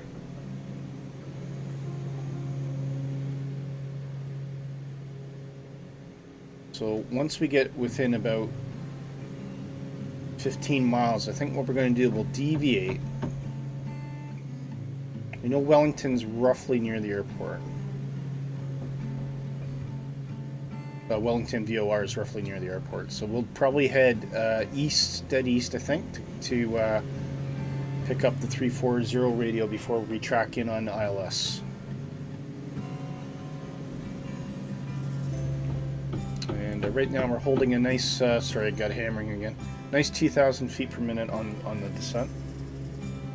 We'll get nice download of 4,000, so we're well out from that ILS before we start tracking it in.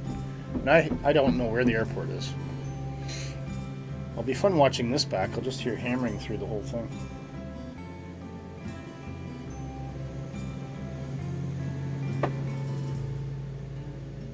No weather to worry about, so that's good.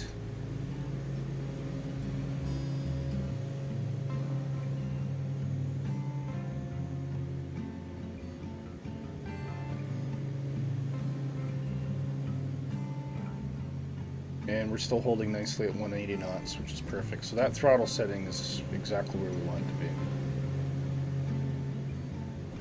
Is there construction going? Yes, there is. There are people working on my roof. And they seem to have localized all of their hammering where I'm sitting. So yeah, it's been a great stream. Apologies for it.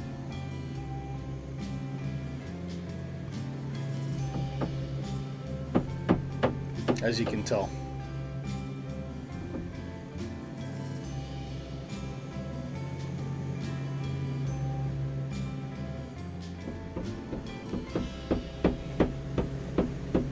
Yeah, it's believe me, it's a lot louder where I'm sitting.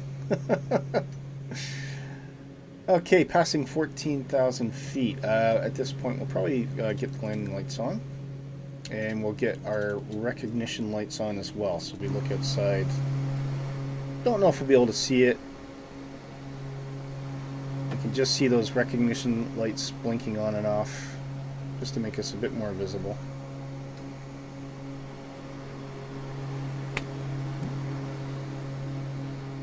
Bug. Look at perfect opportunity. Look at the outside modeling of this plane. It just looks absolutely astounding in 2024. Beautiful, beautiful, beautiful airplane. Looks like a beast, eh? It's like a Cadillac. I love it. Fuel's nice and balanced too. We still got 59 gallons in the tank, so.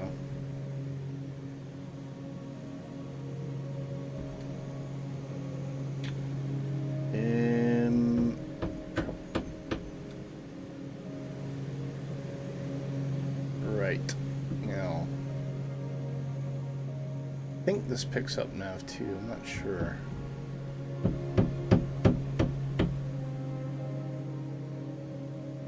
How far are we? 12 miles. Okay, so we are going to deviate to the east. As this is picking up nav too, so we that'll tell us where the ILS is. And we can bring in that frequency now as well. Change the course up to here for nav 2 as well for 354.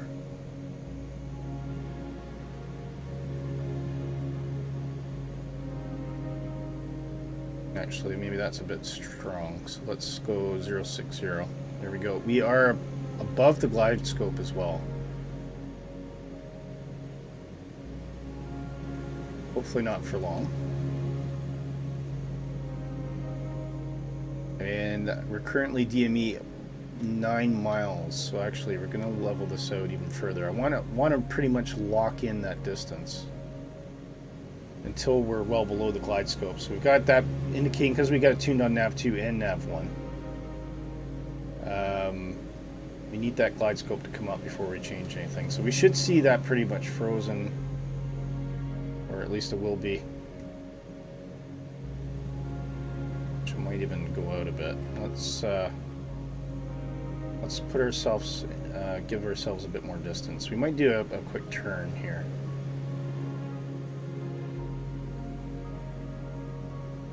So totally flying on instruments here. We know the airport's around here somewhere.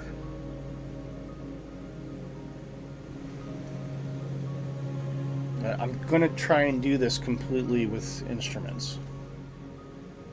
Okay, so we are closing on the radial path for the airport. Looks like that distance is now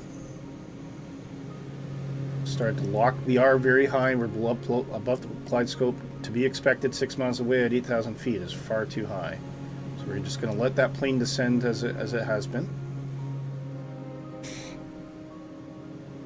Actually, let's go. We're over the water, so let's go down to 3,000. We're starting to see that DME increase there.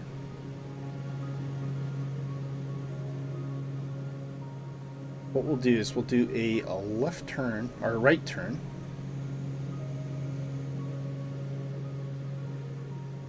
Perpendicular to the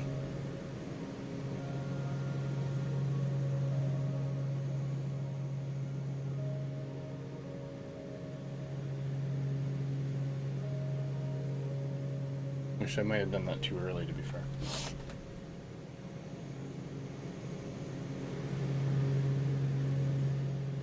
Yeah, I did that too early. Should have waited for that line to cross over.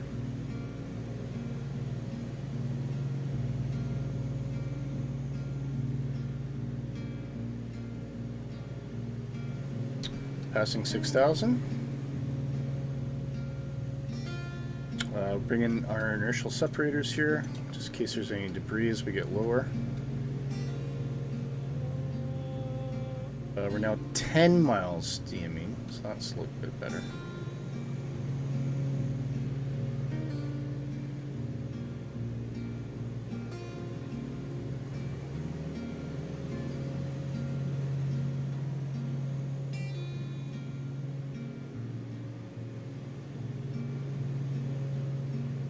So that line is not going to move yet because we're going the wrong way. It should be set for 10:13, so we'll do that. Actually, I don't know, does anybody have a METAR for Wellington?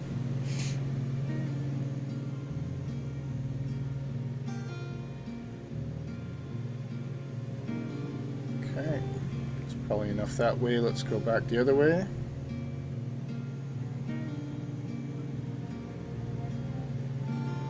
Probably increase our distance just a little bit more. Nearing 4,000 feet now. We should really be getting close to dropping below that glide scope, and there we go. You see that needle starting to move. That's starting to come up. So this is good. This is our final turn. We can start to hone in So strange you can't see me yet. You can see Stu Nighthawk. Yeah, I don't know. It could be something on my end for all I know. Very weird.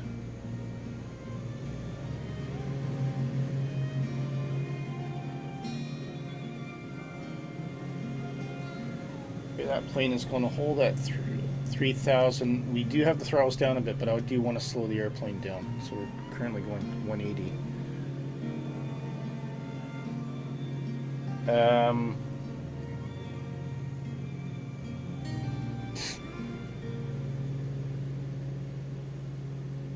Actually, probably put in Wellington again, 11230. Just so I can see where Wellington is, because I think we want to see Wellington is just outside the airport. Once that kind of needle pulls to around 340, which is there, we should start to see that align as well. And 14 miles away under the glide scope, that's perfect. Plane's leveling off now, we should start to see that airspeed drop a bit. Or not. You're at the airport, you just landed? Okay.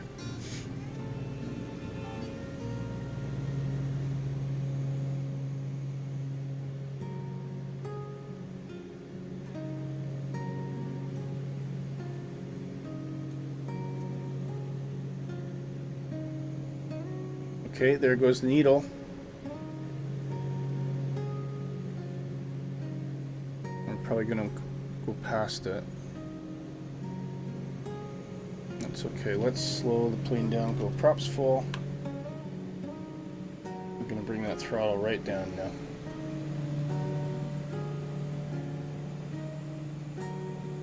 As long as we stay above the blue line.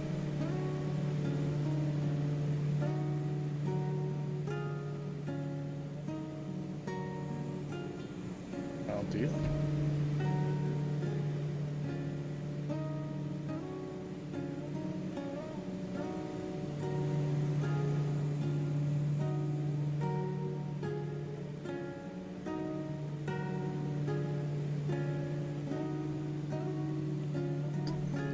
See that green needle, which is pointing at the Wellington VOR, is just about 340. So that once that is just at 340, we should see that close in as well. But we'll be quicker to hit it this time. Here we go, nav.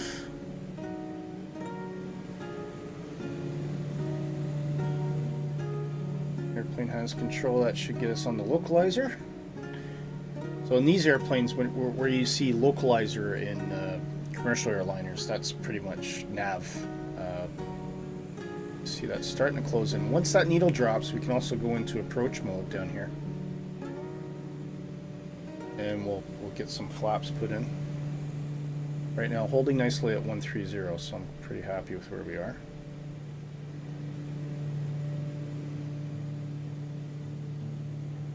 And I haven't looked for the runway at all. It's purely on instruments. This is probably what Flight Simulator was really like when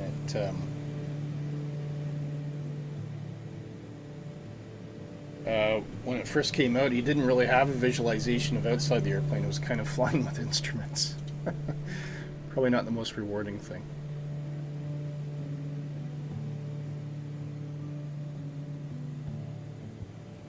As soon as we establish ourselves on the glide scope, that's when we'll actually start looking out the window. See that starting to come down now, so I'm going to RNAV approach mode. That's up here as well. And we'll bring out stage of flaps.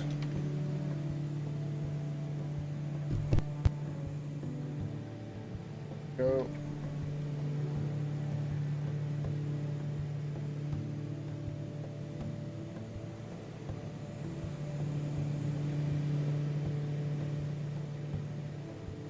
Coming in onto localizer, coming in onto the glide scope. Where's the runway? There it is. Mississippi's down there. Nighthawk's coming in. At least I can see you guys. It'll be interesting, Mississippi, if I can see an airplane then when I get close.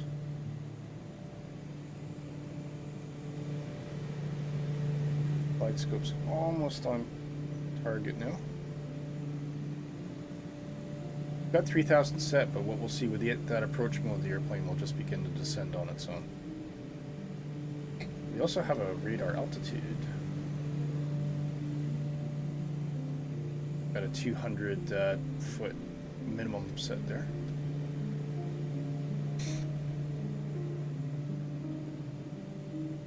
We'll do auto ignition at this point. Wing pumps can come on.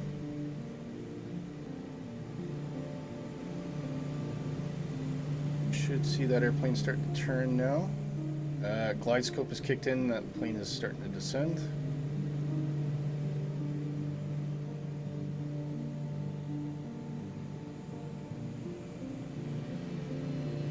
Let's see if the ILS does its thing.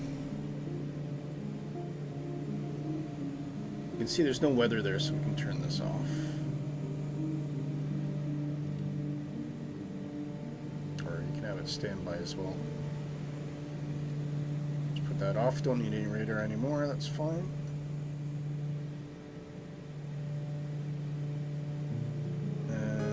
Lights are where they need to be.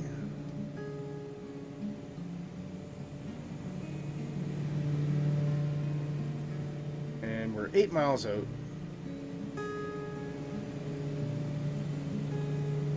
You said you switched servers and came back and now you see all name tags. Ah, so it's that problem again. Yeah, I won't do that now, but once, now that they're updating FlowPro for 2024, if it has that option, that's a really great way to do it. Again, every time they do a sim update, it just, something happens with the multiplayer. And it takes ages for it to settle down again.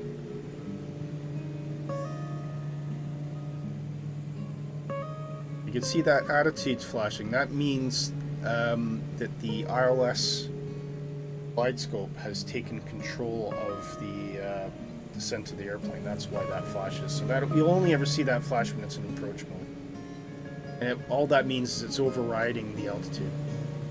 And you also have your GS indication. You can't select that. That just pops up when it says it has a glide scope. All right, let's get Snoopy in the doghouse here.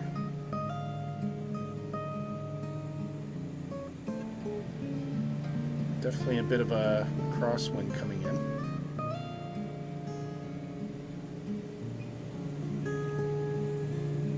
Six miles out, probably drop the gear now.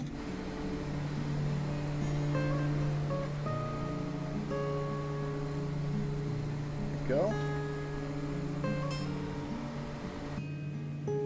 And we'll get those taxi light on. I'll put some on the. There we go. You can see the lights there.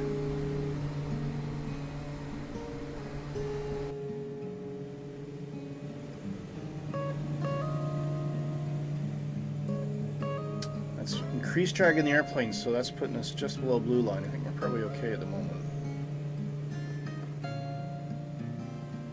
We put in our final flaps, then we'll definitely watch. But we'll wait until we get pretty close to the runway before we get those final flaps in. You don't always need them either. I mean, if you have a long runway, you can go on approach flaps or for setting.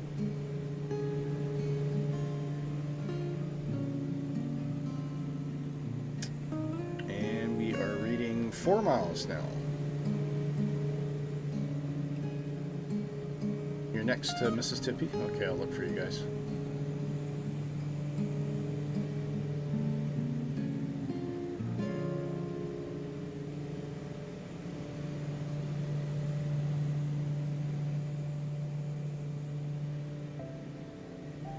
That coastline though, huh?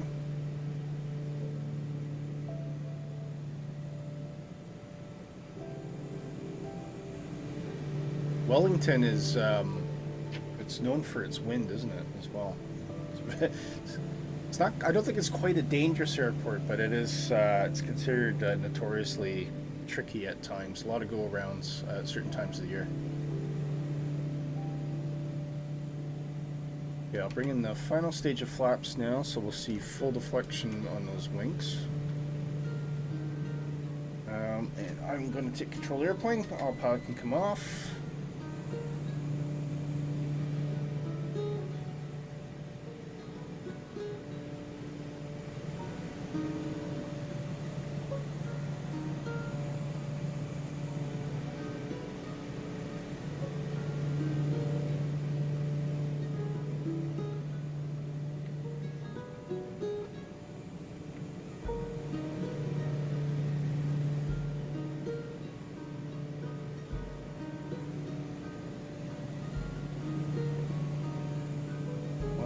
Still well below blue line here, so I want to get that up a bit.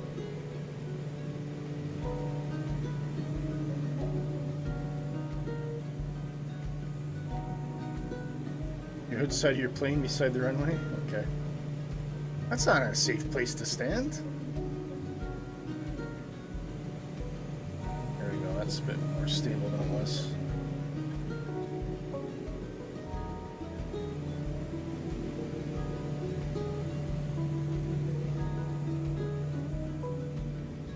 The winds are really kicking in here though. Really feeling it. Oh, that's Nighthawk up ahead. Rocking and rolling.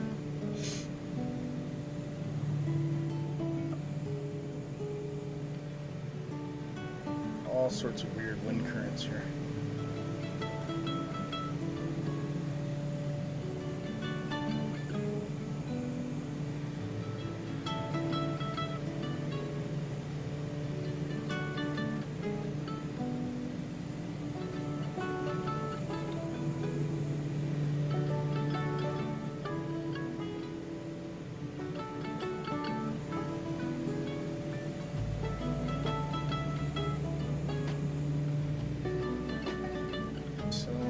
Settling down.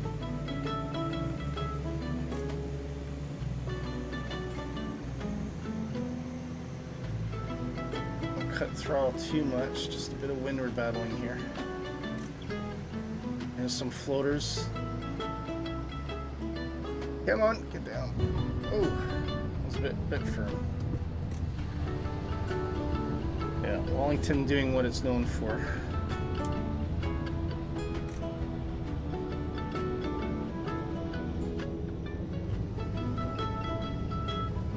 Butter? Don't know if I call it that. More like cabbage.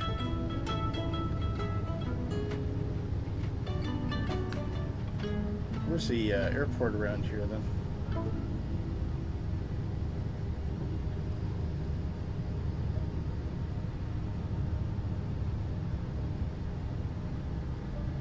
Making an assumption it's off to the right. Of course, now the stream's almost over. What's stopped? The hammering. The hammering's gone. No more hammering.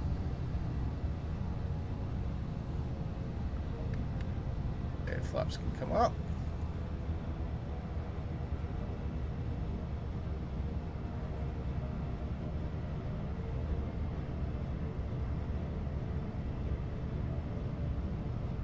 The terminal's up here somewhere then, is it? Okay, landing lights off, beacon to normal, nav to normal.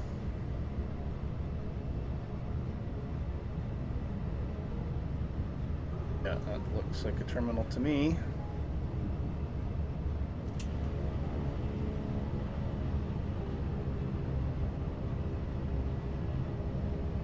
All sorts of funky scenery coming in, it's obviously trying to stream in.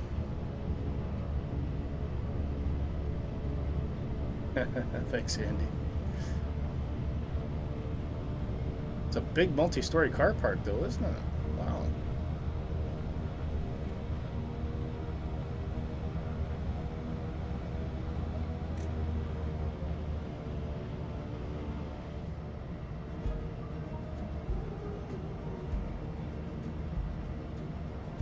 You can only see name tags? Yeah, I think we're all in the same boat.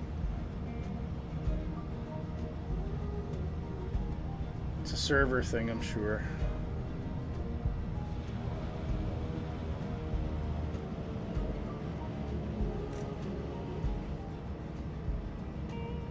Set up right around here. Looks like a nice general GA kind of area we can go.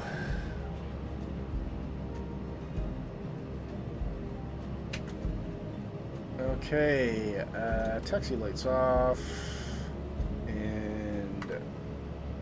Mixture to cut off.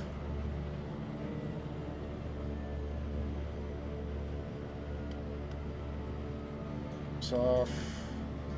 Emitters off. Beacon can come off now. We'll keep that on for now.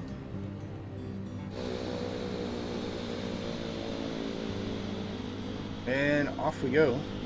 Welcome to Wellington. Our launching point to our next destination. Did we decide where we're going yet? We are leaving New Zealand next week, and we'll be on a airliner. I wish I could say it was the PMDG 737, but it probably will likely be the 777 again. Let's see if Nighthawk. Can I see Nighthawk in? Oh, Nighthawk in Mississippi. Oh, I can see. Can I see airplanes? No. I see A-10 Thunderbolts, strangely. So you guys are showing up now as A-10 Thunderbolts. How bizarre. That's pretty badass, actually. That's so random. All the airplanes. Oh, okay. Good old flight simulator, very unpredictable.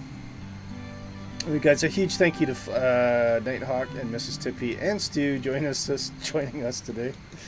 Yeah, I don't know, I have no explanation, but there you go. At least I can see an airplane of some description. But yes, that is a somewhat interesting interpretation. Huge thank you to Andy as well that joined us today, and Lena, been keeping us company since the very beginning. He had messages put in before the stream saying 50 minutes to go. Quite funny. We had a new visitor today, Light in the Art, who popped in. Huge welcome to him or her. And yeah, there you go. Thank you very much, guys. I hope you enjoyed that. We will be in the airliners next week. Destination to be announced.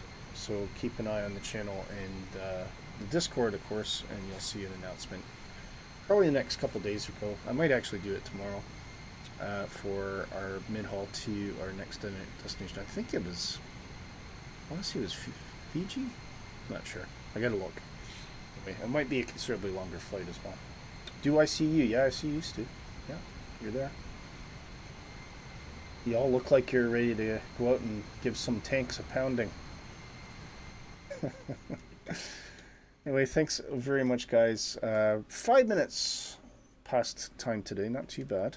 And a huge thank you for Nighthawk. Actually identified that Wellington was probably just in a good distance for a twin operation flight today. We will get back in the Black Square Starship at some point in the future. We're just waiting for an opportunity to do that. But today was going to be it. But as soon as I saw the Dukes were updated for 2024, I had to get back in. It's one of my favorite all-time add-ons for Flight Simulator. Andy says bye. See you next week. Thank you very much, Andy. A big thank you to you as well. And thanks for Light, says Nighthawk. Nighthawk, thank you for the company. Glad I could see you in some form eventually. Thank you. Great flight. See ya, everyone, says Mississippi. Well, Mississippi, you took the words right out of my mouth. Big thank you to you. And we'll see you guys next week. Take care. All the best.